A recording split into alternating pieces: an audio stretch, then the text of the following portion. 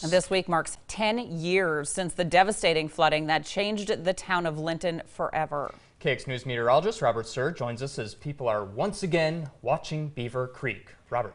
Good evening, Chad and Lauren. Behind me is the confluence of Beaver Creek and Spring Creek in the town of Linton. And while they still may be frozen for now, for the 1,000 or so residents that call Linton home, the spring thaw is always a stressful time of the year.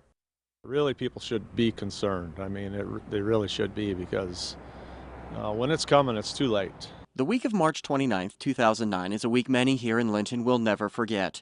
That's when rapid snowmelt combined with heavy rain sent Beaver Creek over its banks. In fact, the water reached 19 feet, which is nearly 15 feet above normal. It was just unbelievable, and it affected a lot of elderly people that live down in this area. They needed help, and just trying to get them out. It was something I don't want to go through again. I wouldn't want to go through again. I don't want nobody else to go through it no more. The water stayed at over 18 feet for nearly 2 days, devastating the city. The flood resulted in $1.3 million in damages, as well as the buyout and demolition of nearly 24 properties in the floodplain.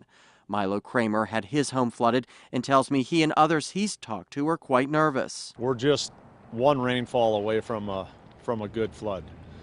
Because there's been absolutely no water moving. The ice is still on the creek, which is probably one of your main problems. The flooding did bring some good. It created the Linton-Emmons County Flood Recovery Task Force. Mary Singer is the emergency manager for Burley and Emmons County and tells me one major change they've made is how they issue flood warnings in the area. We look at the banks on Beaver Creek, and it wasn't anywhere near the bank, so their categories were off for their stages.